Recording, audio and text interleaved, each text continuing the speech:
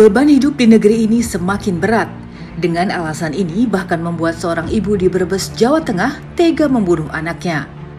Beban hidup yang makin berat juga membuat para emak-emak dan pedagang kecil menjerit akibat melonjaknya harga pangan di dalam negeri. Oh, berat banget Pak, nggak ada pekerjaan, nggak ada istilahnya, pedagang-pedagang juga pembelinya udah mulai berkurang. Harga-harga mahal, berasa banget Pak. Bukan berat lagi ya, apa aja yang setiap yang ada di toko sembako pasti naik. Ada daging yang melambung, cabai mahal, cabai bawang tuh mahal. Presiden Joko Widodo mengungkapkan kenaikan harga pangan tak bisa terbendung karena melambungnya harga komoditas energi seperti minyak dunia. Pandemi COVID-19 yang juga mendisrupsi semua hal yang sebelumnya tidak pernah kita kira. Dan sekarang kita rasakan langkanya energi, kenaikan harga pangan, kenaikan inflasi hampir di semua negara. Sehingga rakyat kesulitan dalam menjangkau harga-harga yang naik. Ekonom Kor Indonesia, Muhammad Faisal menilai pemerintah harus mengantisipasi melonjaknya harga pangan dengan memastikan kelancaran distribusi. Selain itu, warga miskin juga harus dilindungi karena mengalami tekanan berat akibat kenaikan harga.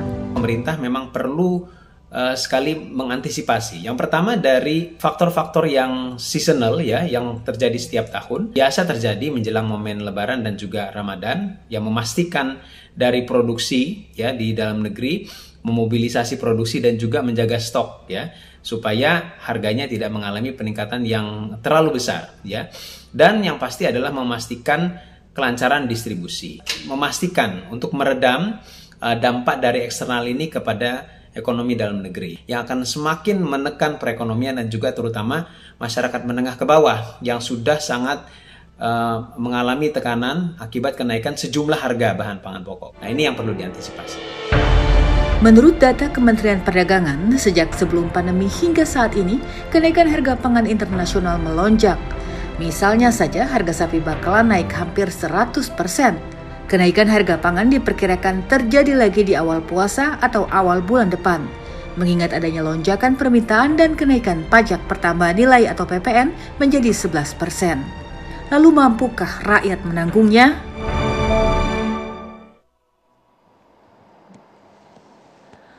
Belum selesai drama minyak goreng, ada harga-harga lain yang juga melesat dan kemudian membuat ibu-ibu khususnya makin putar otak untuk bisa mencukupkan uang belanjanya. Konon kabarnya ini biasa terjadi jelang bulan puasa, tetapi jika terus-menerus demikian pasti akan menyulitkan dalam tanda petik mereka yang kemudian berkemampuan terbatas untuk bisa berbelanja. Untuk itulah pada malam hari ini Indonesia Business Forum mengangkat tema mengenai harga pangan melejit, rakyat menjerit. Saya sudah bersama dengan 5 orang narasumber di studio untuk mendiskusikan tema kita pada malam hari ini. Saya perkenalkan satu persatu. Yang pertama adalah Kepala Badan Pangan Nasional, Bapak Arief Prasetyo Adi. Pak Arief, apa kabar? Alhamdulillah sehat, Mbak. Sebelumnya saya ucapkan selamat datang. Ini perdana beliau hadir di Indonesia Business Forum pasca dilantik. Senang sekali Bapak sudah berkenan menyempatkan waktunya di sini. Mudah-mudahan nanti terus kita undang ya Pak untuk bisa memberikan pencerahan dan menenangkan ibu-ibu terutama. Insya Allah, bismillah. Kemudian saya ingin menyapa anggota Komisi 4 DPR RI Bapak Andi Akmal Pasludin dari fraksi PKS. Bapak apa kabar? Alhamdulillah baik, selamat malam Mbak Brigita. Selamat datang di studio kami karena kemarin terakhir berjumpa Bapak via online ya Pak, lagi di Dapil Reses ya. Iya betul Mbak. Akhirnya bisa berjumpa lagi. Ya. Kemudian ada Guru Besar IPB Prof. Dwi Andreas. Prof, sehat? Ya sehat. Ini yang selalu kritis memberikan masukan agar kita tidak mengalami krisis pangan. Ya, harus selalu sehat ya Prof. Sehat Mbak. Ada Ketua Umum IKAPI Bapak Abdullah Mansuri. Pak Abdullah apa kabar? Assalamualaikum. Sehat Pak? Iya, sehat Alhamdulillah Mbak Brigita. Teman-teman masih sehat kan ya? Udah mulai pening pasti. Sehat dan pusing. Setelah sempat kemarin kesulitan mendapatkan minyak goreng ya. Dan yang terakhir, ini Ibu Suparmi, Ibu rumah tangga. Ibu Suparmi apa kabar? Baik. Boleh dipakai mic-nya Bu untuk bisa menyapa pemirsa. Assalamualaikum. Waalaikumsalam warahmatullahi wabarakatuh. Kita tanya dulu deh sama Bu Suparmi. Bu, mahal ya? Boleh dideketin Bu mic-nya Bu.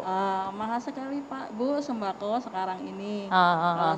Saya sebagai pedagang atau ibu rumah tangga itu juga muter otak juga. Terutama nih sekarang ini minyak sama terigu. Minyak? Belum turun, Bu. Minyak belum. Tapi kan udah gampang nyarinya. Kata Pak Mendak nggak apa-apa, harga naik dikit. Yang penting kan stok ada. Susah juga, Bu. Masa? Udah Susah naik juga. susah? Di agen pun juga ngantrinya kayak orang mau ngambil sembako. Tapi harganya tetap tinggi. Harganya kalau kita jual, kalau kita beli harga 20 per kilo. Terus? Per kilo 20. Ada juga yang pedagang nakal mah bisa jualnya 21, 22. Tapi kalau untuk pedagang dekat-dekat saya sih 20 rata-rata. Ya, ya. Terus apa lagi, Bu, yang naik? Terigu. Wah, nggak bisa bikin kue ya, Bu? Bisa sih, Bu, alhamdulillah. Terigu biasa dari LM tuh Lencana tuh biasa dulu 7.000, sekarang udah 8,5. Kalau yang cap segitiga dari 8.000 jadi 9,5. Apalagi, Bu, yang naik? Telur Naik di biasa 20, 21, sekarang 25. Oh, banyak, Bu, ya naiknya. Iya, Apalagi, Bu, itu cabai biasa kalau mau puasa begitu naik. Nanti pas puasa juga naik, tetap stabil tinggi. Kalau telur tuh biasa naik turun cepet. Kalau ini minyak tuh agak lama kayak ini, minyak terigu kayaknya nggak bisa turun lagi. Daging. Oh, daging kemarin kan pada demo tuh. Dari biasa lebaran tahun kemarin tuh kan 12. Terus naik jadi 13. Sekarang kemarin demo minggu yang lalu atau kapan tuh ya? Itu jadi sekarang jadi 14 sekilo. Itu daging yang fresh. Terus kalau Ibu misalnya belanja, biasanya sehari sebelum naik yang ini ibu-ibu pada menjerit, itu biasanya sehari berapa? Kalau uang 50.000 cukup berapa hari sekarang? Gak cukup sehari, Bu. Hah? Ya nggak cukup sehari 50.000. Oh gitu? Iyalah, kalau Bu. dulu masih cukup? Kalau dulu mungkin beras sekarang aja yang bagus 10.000 lah, ibarat 10.000. Minyak kita seprapat udah ketahuan lah 5.000. Udah 15. Belum sayuran, tahu tempe pun ikut naik. Naik juga, Bu? Iya, kedelai kan naik. Oke, naiknya sampai berapa banyak kalau Ibu rasain? Tahu yang biasa 300 jadi 4,5. Tempe yang 5.000. Banyak 30%. Terus? Tempe yang biasa 5.000 jadi 6.000. Iya gitu. Oh, jadi akhirnya semakin dikurangin gitu. Jadi kalau nggak dikurangin sih. Ukurannya semakin kecil. Sama. Tapi ukurannya sama, dinaikin. tapi harganya dinaikin. Iya. Jadi kalau dulu 50.000 masih cukup. Tapi sekarang udah nggak cukup. Makan tempe tahu aja. 50.000 ya sekarang makannya tempe sama tahu sama sayur aja udah. Oh, semakin sehat. Sepertinya memang dikondisikan untuk bisa semakin lebih sehat ya. Itu juga nggak cukup sehari. Kalau punya anak 3, paling nggak beras 1,5 liter atau 2 liter. Ibu katanya jualan juga ya? Iya, saya jualan juga. Jualan apa, Bu? Jualan gorengan, lontong. Ibu nggak mumet, Bu? Udah minyak gorengnya naik, terigunya naik. Ya, bersyukur aja lah kalau naik, kalau barangnya ada enak. Tapi Pak. Masih laku, masih sesuai. Sesuai. Maksudnya dari produksinya, biaya untuk Ibu keluarin bahan baku, sama Ibu jual, itu Ibu masih untung? Masih ada untung, cuman berkurang dari sebelumnya gitu. Oh gitu. Kalau dulu biasa untung 200, sekarang ya 150 atau 125 gitu. Oh, banyak, Bu. Jadi kurangnya ya lumayan. Iya. Perbedaan minyak aja tahu sendiri, Bu. Dari harga 15.000, 16.000 sekarang 20. Kalau saya Ibu naikin harga atau ngecilin ukuran? Nggak ngecilin, nggak naikin. Oh, jadi Ibu ngurangin untungnya? Ngurangin untungnya, soalnya kan saya diambil ibu-ibu pengasong. Oh. Jadinya kalau saya kecilin, ntar ibu pengasong jualnya berapa? Iya. Kalau saya 1.000, dijual ibu pengasong 1.500. Kalau saya kecilin 1.000, ntar nggak laku pengasongnya. Saya juga yang rugi nantinya. Oke. Jadi ini udah mulai kerepotan gitu ya. Pedagang repot juga. Kan pedagang ikut demo. Sangat repot. Kalau dalam kurun waktu 15 tahun terakhir, menurut kami ini tahun yang cukup sulit buat kami, cukup buruk kami anggapnya. Kalau kita lihat mulai dari kedelai naik ya, akhirnya kami sepakat untuk sementara kami tidak dagang dulu 3 hari. Karena gimana kalau kami kita potong perkecil ukurannya agak sulit. Repot nanti hitung-hitung hanya pedagang. Iya, jadi karena nggak ada untung, sementara kita sembari kita minta pemerintah mengeluarkan kebijakannya. Dan alhamdulillah itu berhasil. Masuk ke minyak goreng. Minyak goreng ini juga fasenya cukup lama ya. Kalau saya ulangi Mbak Brigita, 15 tahun terakhir itu belum pernah terjadi kenaikan yang serempak. Ini cabai rawit naik, minyak goreng naik, ini serempak. Dan beberapa komoditas, bahkan komoditas yang kita impor, bawang putih, itu pun naik. Nah ini yang membuat kita, saya pribadi pesimis. Apakah memasuki fase Ramadan ini harganya tidak tinggi? Harga naik, penjualannya naik juga atau tetap? Secara otomatis Mbak Brigita, kalau barangnya harganya naik, modal kami itu terbatas. Katakanlah biasanya kami beli 100.000 katakanlah atau 1 juta. Modal yang kami miliki 1 juta. Otomatis kami mengurangi pembelian. Penjualannya juga susah. Cabai contohnya. Cabai rawit merah itu per hari ini 70.000. Walaupun kami dapat informasi bahwa awal bulan depan sudah mulai banyak panen ya. Dari Jawa. Biasanya kami ngambil Jawa Timur. Dari Malang, dari Tuban dan seterusnya. Tapi itu informasinya memang baru akan melimpah di awal bulan. Itu 70.000 kita terima. Nah kalau 70.000 kita terima, solusinya adalah cabai rawit merah kita oplos dengan cabai rawit hijau. Karena apa? Nggak memungkinkan untuk hanya beli cabai rawit merah. Mereka, pembeli, konsumen. Maka akhirnya kita campur. Itu solusi yang memungkinkan agar pedasnya juga dapat. Jualnya juga masih dapat. Walaupun saya harus akui ada penurunan kurang lebih sekitar 32% omset kita dari kenaikan harga ini. Per bulan lalu, sebulan nih. 1 bulan. Nah, kalau saya boleh menjelaskan fase dalam kenaikan harga, ini kami sempat pelajari kurang lebih sekitar 10 tahun terakhir. Fase pertama itu biasanya terjadi kenaikan harganya itu 1 minggu sampai 3 hari menjelang puasa. Itu fase pertama. Turun lagi masuk fase kedua. Fase kedua itu seminggu menjelang lebaran atau 3 hari menjelang lebaran. Itu ada kenaikan cukup tinggi. Turun lagi setelah lebaran. Karena pedagang gak banyak yang dagang, barang sudah habis terjual, gak ada stok lagi. Biasanya setelah lebaran itu ada fase ketiga kenaikan. Maka kami berharap kebetulan bertemu dengan Pak Arief sekaligus nutupin Kepala Badan. Nutup bagaimana caranya agar ke depan ini tiap tahun Mbak. 10 tahun itu saya diundang Mbak Brigita ngomongnya ini aja setiap tahun. Maka ini kita harus bisa membuat grand design pangan agar itu tidak terjadi lagi. Pak Andi, konstituen udah mulai mengeluh? Saya kira seluruh Indonesia mengalami masalah yang sama ya. Dan sebenarnya kami dari DPR itu menyayangkan ya, karena ini kan sudah setiap tahun terjadi ya. Artinya kan harusnya kita berharap ada langkah antisipatif ya. Sebenarnya dengan adanya BPN ini atau Bappenas ini kita berharap sinergitas ya lembaga pemerintah untuk masalah pangan ini betul-betul bisa diwujudkan. Itu kan, jadi jangan jalan sendiri, hulunya jalan, hilirnya jalan. Ini baru dilantik udah mumet. Ya mumet makanya kita berharap Pak Arief tahun depan ini jangan terjadi lagi gitu ya. Karena begini, kita ini kan agak abai dengan masalah pangan. Padahal pangan ini kan menyangkut hajat hidup kita semuanya ya. Artinya bahwa kami menilai sendiri bahwa pemerintah itu terlalu asyik infrastruktur yang dibangun ya. Sementara infrastruktur pangan ini menurut kami kurang. Sehingga daya tahan ketahanan pangan kita itu agak lemah sebenarnya karena dari komoditas strategis nasional yang ada ya, kita melihat yang kita cukup ini kan hanya beras. Ya kan ya Pak Andreas ya, beras. Sementara yang lain ini kita masih tergantung dengan impor.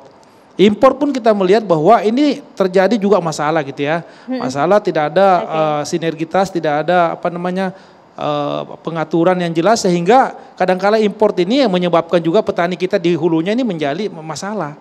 Mendapatkan harga yang bermasalah.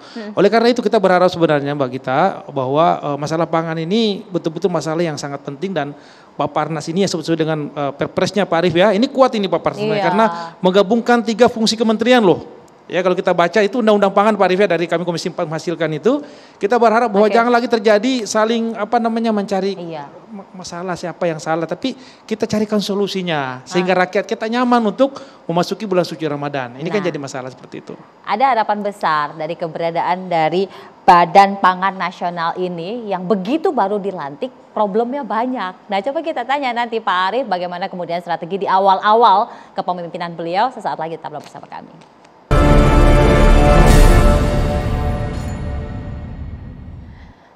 Nah, di sini ada Pak Kabadan yang baru dilantik dan punya pekerjaan yang lumayan dalam tanda petik berat karena banyak urusannya dan banyak juga yang naik. Pak Arif, ini kita tentu ingin tahu Pak Arif, sebenarnya strategi yang nanti ingin diusahakan oleh Kepala Badan Pangan ini Pak, khususnya di badan Bapak, karena kan tadi Pak Andi sudah sampaikan kerjanya berat, apalagi ini mau masuk Ramadan semua naik. Gimana nih Pak Arif? Iya, pertama-tama saya mau sampaikan bahwa kita ini nggak bisa bekerja sendiri. Jadi ada Pak Andi di Komisi 4, teman-teman sahabat kita di Komisi 6, kemudian kementerian, lembaga terkait, ada Kementerian Pertanian, Kementerian Perdagangan, Kemenko Perekonomian, Kementerian Perindustrian, ya, kemudian asosiasi-asosiasi, baik peternak, petani, pedagang, akademisi, terus Mbak Brigita di media mengedukasi kepada publik, kemudian pedagangnya juga, Ibu, gitu ya. Nggak bisa sendiri, yang pertama. Yang kedua, kita sepakat ya mau memperbaiki negara ini. Ya. Nah, untuk memperbaiki negara ini, terutama di bidang pangan, kemarin saya coba hitung. Hitung bagaimana kita punya cadangan pangan. Yang selama ini saudara kita Bulog memiliki cadangan hanya beras. Jadi kalau hari ini beras nggak naik ya kita berterima kasih ada cadangan pangan namanya beras di Bulog. Saat ini total tadi ada Pak Budi Waseso menyampaikan dalam Rakortas sekitar 850.000 ton. Ya. Kemudian yang saya ukur adalah dari Perpres kita, Perpres 66 tahun 2021, itu kita memiliki 9 produk. Beras, jagung, kedelai, gula konsumsi, bawang putih, bawang merah, ya, dan beberapa produk lagi seperti telur, daging sapi, ruminansia, sapi dan kerbau, ayam, kemudian cabai. Cabai ini yang kritikal adalah cabai rawit merah dan cabai keriting. Nah, produk-produk ini ya seyogianya kita sudah harus menyiapkan stoknya. Tetapi stoknya ini juga harus turnovernya tinggi. Ini bukan barang antik yang kalau disimpan kemudian nanti 5-10 tahun lagi harganya jadi mahal. Jadi ini mesti berpikirnya terintegrasi end to end.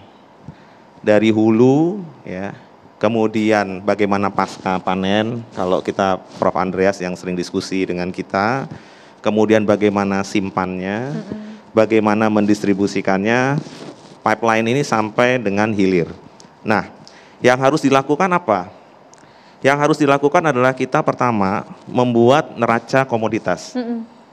Saya sangat percaya teman-teman di Kemendak, Pak Lutfi, kemudian kita di Badan Pangan Nasional, teman-teman di Kementan itu punya ya prognosa. Tapi sama kan? Nah, ini wasitnya namanya Badan Pangan Nasional. Dan data ini kalau Pak Presiden mintanya dari BPS, jadi kita sinkronkan. Nah, kebutuhan neraca komoditas ini selama setahun kita bisa hitung. Kemudian kita lihat produksi dalam negeri itu menjadi prioritas. Jadi kita bicara ending balance di tahun misalnya 2021 kemarin berapa, kebutuhan 1 tahun berapa, produksi, nah ini forecasting dari teman-teman kita di Kementan, itu produksinya berapa, per produk tadi yang 9. Kemudian dari situ kita bisa mengukur 1, 2, 3 bulan ke depan, kebutuhannya berapa, forecastingnya berapa, kita nggak usah malu. Ya. Apabila memang produksinya rendah, kita siapkan cadangan itu yang 3 bulan tadi misalnya atau berapa, kita tentukan bersama-sama. Tentunya dengan teman-teman di Dewan, kesepakatan kita semua mau dicadangkan berapa. Nah, angka ini kita sudah ketemu. Kemudian saya juga ukur kira-kira kalau ada yang 5%, 3%, 2% gitu ya, kita punya cadangan, nggak perlu masuk semua. Latihan dulu deh gitu ya, supaya kita tahu flow-nya, kita paham bagaimana distribusinya dan lain-lain. Itu angkanya kalau saya hitung sekitar 34,8 triliun. Ada nggak duitnya pertama. Pak Adi? Yang kedua, enggak, ini kita bicara ideal. Iya. Kemudian kalau kita bagi 3 bulan, ya, stock level, kita bicara stock level, kalau kita bicara 3 bulan angkanya 8,6 triliun. 8,6 triliun ini bukan habis pakai. Ya, nanti kan balik karena dia kan dikonsumsi. Ini kita pakai sebagai cadangan pangan nasional yang turnover-nya harus baik, ya. Kemudian produk-produk ini market base.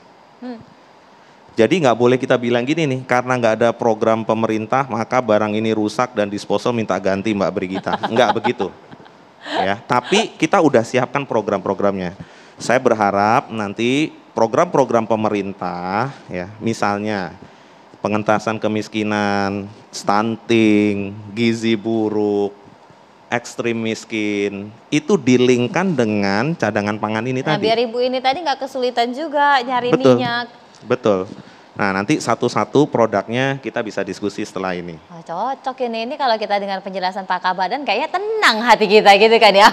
Pak Andreas. Karena Pak Andreas ini sangat notice tentang Badan Pangan Nasional ini harus segera dibentuk dan akhirnya sekarang sudah ada. Iya, ini sahabat saya nih Prof. Andreas. Konco dewe, Mbak. Jadi itu ya, sudah barang tentu kita sangat berharap ya dengan Pak Arief duduk sebagai Kepala Badan Pangan Nasional. Dan harapan kita, kami sering diskusi, dalam arti harapan kita persoalan pangan ke depan itu sedikit demi sedikit bisa kita atasi. Sangat betul yang tadi disampaikan Pak Arief, bahwa kita itu kan nggak ada cadangan ya. Dan bahkan tadi Pak Arief menyebutkan cadangan dari Bulog untuk beras 850.000 ton itu jauh dari aman. Amannya kita paling tidak 1 juta ton. Aman kita untuk beras. Dan untuk beras ini saya menyinggung dulu beras ya, karena sekarang ini kan saat panen raya ya. Dan sebentar lagi ini habis loh. Dan dengan cadangan 850.000 ton itu saya pertanyakan Bulog, kemampuan serapnya seperti apa? Karena dengan cadangan seperti itu kita masuk dalam titik yang kurang menguntungkan. Karena apa? Kita tahu Mbak, tahun 2020, tahun 2021 produksi beras kita itu amat sangat itu loh. Kan kita suasana La Nina ya, iklim kemarau yang basah. Peristiwa La Nina tahun 2007, sampai 2010 itu rata-rata peningkatan produksi antara 5-6%. Tahun 2016 yang La Nina juga itu 10%, 9,6%. Saat ini Mbak, tahun 2020 saat La Nina peningkatan produksinya hanya 0,09%.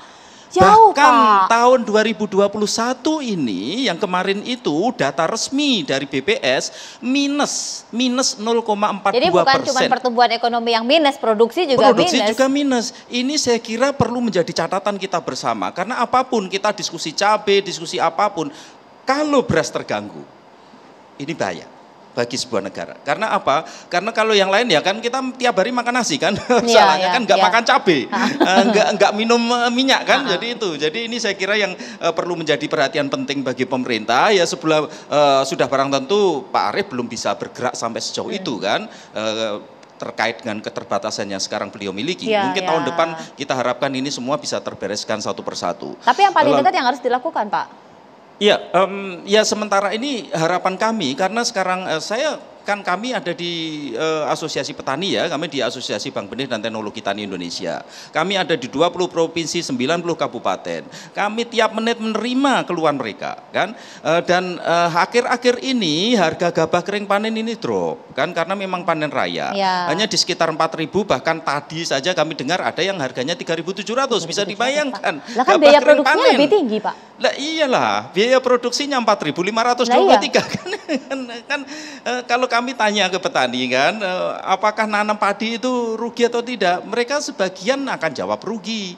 Hanya mereka mengamankan rumah tangga mereka bahwa ada beras. Jadi itu. Lalu terkait hal yang lainnya ya, saya kira 9 bahan pokok itu ya oke lah, kita bergerak dulu ke 9 bahan pokok yang menjadi tugas NFA, Mbak, jangan sebut Bapanas, Mbak, NFA. National Food Agency. NFA. Oke. Bapanas nanti panas terus nanti. Oh ya. Jadi itu. Nah, saya kira 9 bahan pokok oke lah, itu yang sudah ditetapkan Presiden ya, walaupun mungkin ke depan perlu ada tambahan-tambahan lain. Pemerintah memegang stok sangat penting. Ketika pemerintah memegang stok, maka pemerintah bisa mengendalikan harga. Ketika pemerintah tidak memiliki stok, sudahlah seperti yang sekarang ini terjadi. Dengan segera harga naik turun tidak bisa kita kendalikan sama sekali. Mau pakai aturan apapun, kita lihat minyak goreng. Berapa banyak aturan yang dikeluarkan Permendak kan? Apakah itu bunyi? Apakah itu kemudian memiliki dampak yang signifikan? Jawabannya kan tidak, kan? Karena nggak ada yang dipegang pemerintah. Jadi itu, Mbak.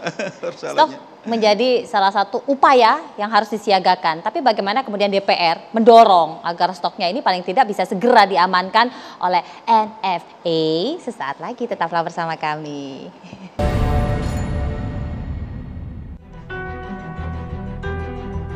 Wow, melambung tinggi, Pak. Masalah kalau tempe, minyak, beras itu melambung tinggi banget, Pak.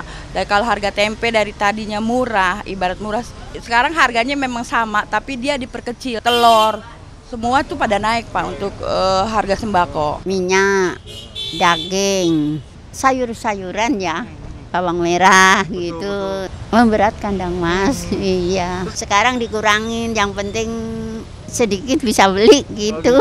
Ada yang merangkak naik, ada juga yang masih stabil. Tapi kayak tadi saya nyari gula di Tip-Top Rawamangun ini kosong. Coba kita tanya deh, Komisi 4 di sini ada Pak Andi. Pak, harus didukung supaya bisa cepat geraknya. Ya baik, jadi saya kira dari DPR selama ini sudah sangat menyorakan ya. Memang harus ada political will bersama pemerintah nih. Menteri Keuangan dan Presiden ya, bahwa kebijakan sudah dengan regulasi Pak ya, Undang-Undang Pangan. Yang kedua anggarannya. Nah. Jadi anggarannya jadi gini Pak, kenapa misalnya petani kita pada saat panen raya harganya anjlok? Karena ya Bulog ini hanya bisa menyerap 10% Pak. Jadi harga pembelian pemerintah itu hanya bisa membeli 10%. Bahkan Bulog pun banyak menggunakan dana komersil untuk melakukan operasi pembelian ya. Yang kedua, kenapa pada saat harga melonjak, Bulog tidak bisa melakukan operasi pasar karena tidak punya stok. Ya. Yang kedua, tidak punya anggaran untuk tadi membeli stok. Makanya sebenarnya dengan adanya National Food Agency atau Bapanas ini Pak Arif, kita berharap ini menjadi koordinasi. Koordinasi gitu kan, nanti Bapanas ini nanti akan memberikan penugasan ke BUMN atau kepada Bulog untuk operatornya. Tapi yang utama sebenarnya adalah anggarannya ini. Tadi Pak Arif mengatakan 30 triliun ya. Sebenarnya bukan anggaran yang besar dibandingkan dengan kereta api cepat Jakarta-Bandung yang belum ada gunanya itu ya. IKN misalnya yang ratusan triliun. Ini menyangkut masalah perut kita loh. Ini nggak bisa main-main kita. Jadi kami terus mendorong agar seperti tadi kenapa produksi kita turun karena anggaran Kementan ya dari 30 triliun jadi 14 triliun bayangkan. Sementara anggaran Kementerian Keuangan naik terus ini anggarannya yang tidak bersentuh langsung dengan kebutuhan perut masyarakat kita kan itu. Ini kan sesuatu menurut kami itu yang tidak adil. Yang harusnya pangan menjadi prioritas kita, ini harusnya menjadi yang kita dorong anggarannya. Makanya dengan adanya Bapanas ini saya berharap betul bahwa perbaikan Bapanas ini kan koordinasinya Kementan di hulunya ya Pak Arif ya, karena tentu bukan dia sebagai pemain utamanya. Kemudian Kemendak dan BUMN kita. Kata kuncinya di sini adalah bagaimana kolaborasi tadi. Kata kunci Pak Arif tadi, kolaborasi antara Kementerian Teknis, ya kan, kemudian BUMN dan semua juga blueprintnya di Bapanas. Nah, coba kita tanya, Ibu di sini ada Kepala Badan Pangan Nasional NFA, biar lebih keren lah, biar nggak panas kursinya Pak Kepala Badan ini kan. Apa yang Ibu mau sampaikan? Kalau saya sih minta supaya sembako tuh cepet turun, supaya kita rakyat kecil ini nggak susah. Nggak gimana ya, kalau pendapatan kita kecil tuh kalau untuk beli apa-apa tuh mikir dulu, muter. Ini kita beli apa gitu. nanti nggak bisa ini jadi nggak sehat. Jadi stunting lagi ujung-ujungnya gitu kan. Apalagi yang mau disampaikan Bu biar nanti bisa direspon oleh Pak Kepala Badan. Beras emang nggak begitu naik banyak sih, cuma ada pilihan, ada yang 8.000, ada 5.500, 9.000, 10.000. Ya kalau kita mampu belinya 8.000 ya 8.000 aja, nggak usah yang bagus-bagus gitu. Kalau untuk boleh dinaikin Ibu biar pemirsa juga dengar. Kalau untuk daging atau apa kan kita nggak perlu setiap hari makan daging, semampunya aja. Kalau makan tempe tahu ya tempe tahu aja gitu. Untuk masyarakat Indonesia ini neriman ya, jadi mereka yang menyesuaikan diri dan adaptif. Tapi juga kan ada kita dapat subsidi juga dari KJP tuh, dapat daging sebulan sekali, dapat ayam, dapat ikan, dapat susu. Tapi hanya di Jakarta. Di Jakarta aja. Pedagang ini sudah ada NFA, silakan. Pertama ini adalah tiupan angin surga buat kami ya. Paling tidak ada harapan. Ada harapan baru. Tetapi sekali lagi bahwa ini kan selalu harapan. Sejak menteri baru ini kita akan bangun, kita akan begitu terus. Jadi saya berpikir Pak Arief, tidak hanya di forum ini tapi fakta nanti termasuk juga teman-teman DPR harus memperkuat entah itu anggarannya atau kewenangannya. Ini sekaligus saya nitip, percuma juga Pak Arief itu duduk di kursi singgasana badan yang panas itu kalau tidak mendapatkan kewenangan yang lebih, percuma. Pertama, saya contohkan seperti minyak goreng. Minyak goreng itu kewenangan Kementerian Perdagangan cukup besar untuk mengelola produsen-produsen, tapi faktanya tidak mampu. Kuncinya adalah komunikasi. Tiba-tiba memutuskan harga eceran tertinggi yang kita tidak tahu itu dari mana ketemu angkanya. Setelah mimpi baru ketemu 14.000, tiba-tiba barang nggak ada, ditahan. Begitu HET dicabut, pagi malam ditetapkan harga eceran tertinggi dicabut untuk minyak goreng kemasan, ternyata paginya barangnya banyak di pasar itu truk-trukan. Nah sekarang kondisinya sama untuk minyak goreng curah. Minyak goreng curah dikeluarkan HET 14.000. Faktanya di pasar hari ini itu 20.000 harganya. Yang dibeli sama Bu. Yang dibeli sama Ibu penjual gorengan ini Bu. Suparni, nah ini faktanya. Sempat ngancam ke saya Ibu. Kalau harganya nggak turun saya nggak dagang lagi. Ya, itu benar. Langganan kami pada ngancam. Karena yang paling gampang dikomplain ini ya pedagang. Nah persoalannya adalah Mbak, persoalannya adalah minyak goreng curah ini yang biasanya kita 1 minggu 1 minggu 3 tangki, per beberapa minggu ini cuma dapat 1 tangki 12 ton, satu pasar. Karena ya kondisinya katanya regulasinya belum yang HET baru. Katanya jadi ada hold dari supplier. Iya. Ya poin pentingnya adalah kami berharap agar Badan Pangan ini, Pak Arief ini diberi kewenangan lebih, anggarannya lebih. Dan untuk data jangan Pak Arief, data jangan Kemendak, jangan Kementan. Nanti saling menang sendiri. Oh data gue Bu sekian, data Kementan sekian.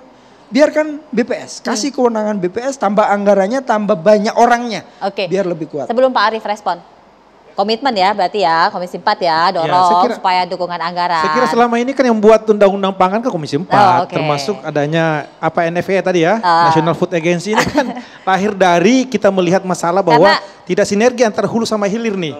Mesti konkret ini barang, silakan Pak Arief, ada harapan besar loh dari agensinya Pak Arief nih. Iya, sebelum masuk ke yang lain, saya ingin memberikan pencerahan sedikit.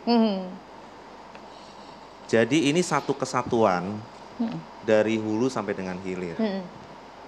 Jangan kita egois di hilir. Nah, jadi begini caranya. Kalau kita tekan harga di hilir, kemudian nanti kita urut sampai ke hulunya.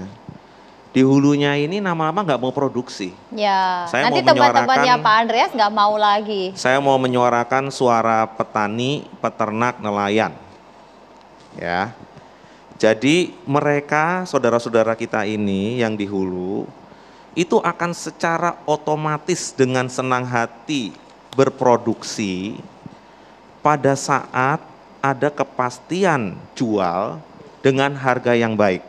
Setuju Prof? Pakai mic dong Prof, biar sangat setuju lah kalau itulah. Oke. Jadi kita mulainya dari situ. Harga pokok produksi, kemudian berapa margin yang baik, NTP-nya akan naik, ya. Kita baru bicara proses berikutnya. proses berikutnya tadi Prof. Andreas misalnya, Bulog misalnya ada harga untuk GKP itu 4.200. Pada saat hari ini, kemarin saya ketemu, salam buat Bupati Dompu kemarin ketemu, harga di sana itu 3.600 GKP. Itu yang temannya Pak Andreas juga. Nah, kemudian saya sampaikan ke direksi Bulog di sana untuk bantu serap, diserap. Oh, mereka senang sekali. Mereka besok nandur lagi. Ya, mulai dari situ, kemudian otomatis ya, teman-teman ini, dulur tani ini pasti memproduksi dan pasti produktivitas naik. Jadi nggak minus lagi, Prof. Ya, ini kita bicara kedelai ya. Nah, saya kan kemarin diskusi dengan Pak Mentan, dengan Pak Dirjennya gitu ya. Ini sama. Kenapa kedelai nggak pada mau nanam? Karena pada waktu panen ya harganya itu juga nggak baik. Kemudian nggak tahu yang beli siapa. Kemudian kalau import pada waktu itu selisihnya bisa 3-4 ribu. Kalah gitu ya. Nah sekarang kita mau komit nggak? Kalau mau komit, siapapun importirnya, kita tugaskan serap berapapun yang diproduksi oleh Pak Mentan. Jadi clear, dapat cuan tapi juga tetap serap. Iya, jadi import itu adalah alternatif terakhir pada saat ketersediaan kita kurang. Tetapi kita harus secara berkala mengurangi import. Caranya kita dorong ya untuk produksi. Nah, ada selisih harga dari import itu ya, itu kita pakai untuk mendevelop pertanian kita. Setuju ya, Prof? Iyalah. Nah, kalau ini yang terjadi, ini baru kita sisi produksi ya, belum kita bicara geser sampai dengan nanti ke hilir. Jadi di hilir nanti berbeda lagi. Nah kalau misalnya ada lagi challenge misalnya di jagung, Prof. Andreas ya, Pak Mansuri, Pak Andi, Ibu gitu ya. Jagung ini pada saat harganya di atas 5.000, petani jagung kita tuh seneng sekali. Ya, tetapi urutan berikutnya adalah peternak layer. Dengan harga jagung di atas 5.000 atau 5.500, hitungannya itu nggak masuk. Sehingga nanti harga telurnya bisa di atas 26.000. Mumet lagi, Bu Pada Pani. saat di atas 26.000 ya, nanti mumet lagi kan gitu. Nah, makanya yang perlu kita perbaiki adalah nggak semua itu harga misalnya nih Pak Andi harga 28.000 cincai lah. Iya, oke lah. Tetapi bagi masyarakat yang di bawah, saudara-saudara kita yang di 20% di bawah ini, itu yang perlu dibantu. Makanya Presiden itu punya program kartu sembako, ya, kemudian pengentasan kemiskinan tadi. Kalau di Jakarta ada Pak Gubernur, mulai dari Pak Ahok, Pak Jarot, Pak Anies, itu ada KJP. Pasti dirasakan sangat menolong karena produknya telur, betul ya Bu? Iya, benar, Pak. Nah kalau ini program di copy paste ke skala nasional, ya, kemudian dianggarkan dengan baik, kemudian cashless, ya, jadi by name by address yang itu selalu divalidasi misalnya sebulan sekali, ini akan sangat baik dan ini harus dianggarkan. Nah kalau ini semua terjadi, ya, ini artinya kita buat closed loops atau bahasanya mungkin ada pipeline mulai dari hulu sampai dengan hilir, dan ini ayo kita awasi bersama-sama sehingga ke depan angka kemiskinannya turun, petaninya, bahasanya begini, petaninya itu sejahtera, pedagangnya untung, masyarakatnya tersenyum. Secara konsepsi bagus ya, tapi apakah yang terganggu cuannya nanti mau melepas? Nanti kita jabatannya sama Pak Andreas sesaat lagi. Iya.